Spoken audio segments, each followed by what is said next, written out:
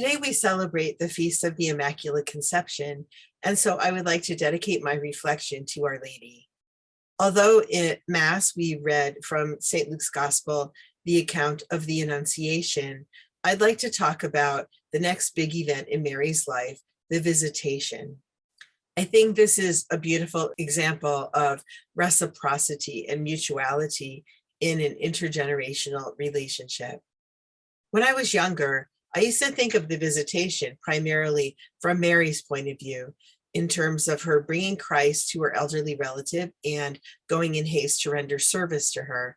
But as I've gotten older, I've come to see that this is really a reciprocal relationship because Elizabeth has much to give to Mary as well. So we know that Mary goes in haste to kind of borrow from our theme song for this series. I can imagine Mary going in haste, singing "Over the river and through the woods, to Elizabeth's house I go." Okay, that's a little corny, but she did go in haste to be of service to Elizabeth. And I'm sure she might have done the bulk of the housework and heavy lifting during her time there. But I can imagine Elizabeth also giving her some advice and tips about marriage and domestic life. In addition, it was Elizabeth who was the first to affirm and confirm Mary in her very extraordinary vocation as Mother of the Lord. And I'm sure that was valuable to Mary in coming to terms with her vocation. And she also gave Mary a safe, quiet place to reflect upon what had happened to her and to come to terms with her vocation before she had to return to Joseph and her family back home. And finally, it was in the presence of Elizabeth that Mary sang out her praise of the Lord in the song that we have come to know as the Magnificat. And so if Mary didn't have someone to share with, I don't think she would have ever voiced that beautiful prayer that we've come to include as part of our daily liturgies, and which has come to mean so much to so many of us. So I'd like to reflect a little bit more upon this reciprocal enhancing relationship. In his homily for the World Day for Grandparents and the Elderly, Pope Francis spoke about the gaze of Jesus, which he said sensed the hunger felt by a weary humanity. And he's referring here to Jesus during the miracle of the multiplication of the loaves and fishes. He applied this analogy to the elderly. Our grandparents and the elderly have looked at our lives with that same gaze, he said. This is how they cared for us ever since we were children. Despite lives of hard work and sacrifice, they were never too busy for us or indifferent to us. They looked at us with care and tender love. When we were growing up and felt misunderstood or fearful about life's challenges, they kept an eye on us. They knew what we were feeling, our hidden fears and secret dreams. They held us in their arms and sat us on their knees. That love helped us to grow into adulthood. Brothers and sisters, he continued, grandparents and the elderly are bread that nourishes our life. We are grateful to them for the watchful eyes that cared for us, the arms that held us, and the knees on which we sat. For the hands that held our own and lifted us up, for the games they played with us, and for the comfort of their caress. Please do not forget about them. Let us covenant with them. Let us learn to approach them, listen to them, and never discard them. Let us cherish them and spend time with them. We will be the better for it, and together, young and old alike, we will find fulfillment at the table of sharing, blessed by the Lord. In his message in the preparation for the World Day for Grandparents and the Elderly, the Pope encouraged seniors to remember that they still have a vocation and a mission. You may wonder, how can this be possible? The Pope wrote. My energy is running out and I don't think I can do much.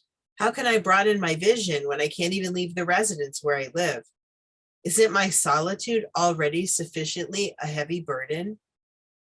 Jesus himself heard a similar question from Nicodemus, he noted, who asked, how can a man be born when he is old? It can happen, the Lord replies, if we open our hearts to the working of the Holy Spirit who blows where he wills. The Holy Spirit whose freedom is such that he goes wherever and does whatever he wills. The same Holy Spirit, I'd add, that inspired Elizabeth to be able to recognize the presence of Jesus in Mary's womb before she could even see him. Referring to COVID, our Holy Father writes, "We will not emerge from the present crisis as we were before, but either better or worse. If only we might discover once for all that we need one another, and that in this way our human frailty can experience a rebirth. No one is saved alone," he said. "We are all indebted to one another. We are all brothers and sisters." Speaking to seniors again, he said, "I want to tell you that you are needed in order to help build the world of tomorrow, the world in which we, together with our children and grandchildren, will live once this storm has subsided. All of us must take an active part in renewing and supporting our troubled societies." In Christus Vivit, the exhortation that is the fruit of the Synod on young people, Pope Francis emphasized how much young people look for mentors and people who will listen to them with open minds and hearts.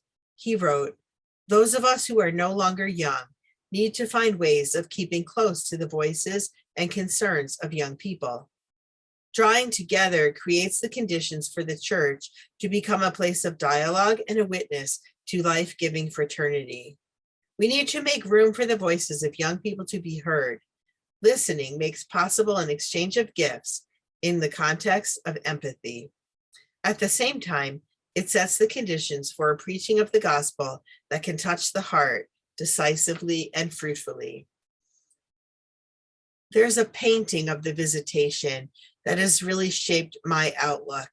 It consists of a stairway, and Mary is at the bottom of the stairs looking up at Elizabeth, who is standing at the top outside her front door, it looks like. And Elizabeth is standing there with her arms outstretched and a beautiful, happy expression on her face. And she looks just so happy to welcome Mary into her home.